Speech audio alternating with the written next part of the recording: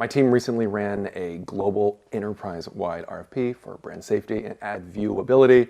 A company like ours with products in so many different categories, hundreds of products, hundreds of markets, each of those markets with differing levels of data sophistication, data availability, budgets. Even thinking about it was really, really challenging, let alone implementing it.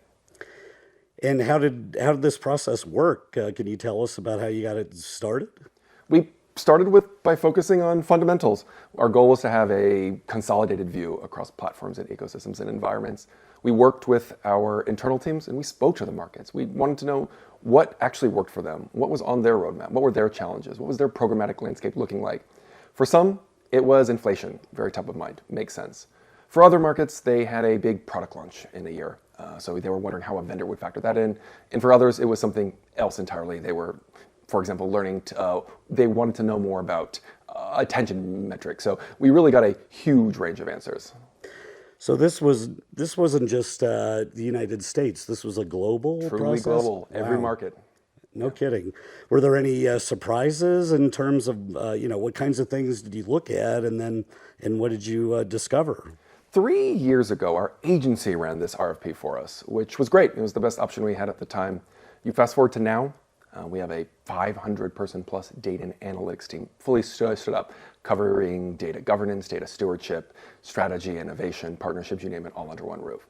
So this know-how that we've brought internally allowed us to focus in on a little bit clearer on, focus in on the some of the items that move the needle for us. For us, that was scalable flexibility, execution, service, things like this. But bringing that technical know-how in-house really quickened that process for us, and we were able to actually simplify the RFP process because of that. So we were looking for a solution that catered to local teams as well as global teams. So to do that, we had to look at currency, language, inflation, wildly different programmatic landscapes in every market around the world.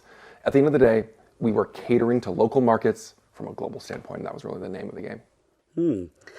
So you have a team of more than 500 people, data and analytics. That's amazing. Like, what kinds of data do you collect? Do you have like an audience graph or something? Or Yeah, the it's team. interesting. Oh, sorry.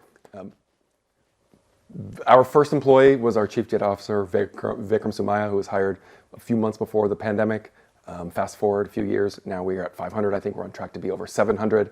So it's really bringing the folks inside, but it's really about bringing those ancillary teams like governance and stewardship and data science, data engineering, all into one house. That's really allowed us to supercharge our efforts.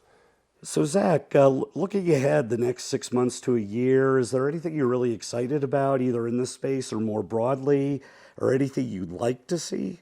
Yeah, I think as an industry, we like shiny objects. I think for many of us, we are the shiny objects even within our organizations.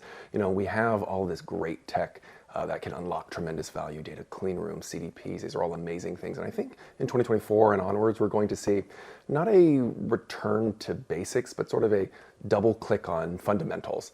Now that we have the tools, how do we implement them in the right way? How do we stand them up with the right team, with the right know-how? So I'm excited for the coming years.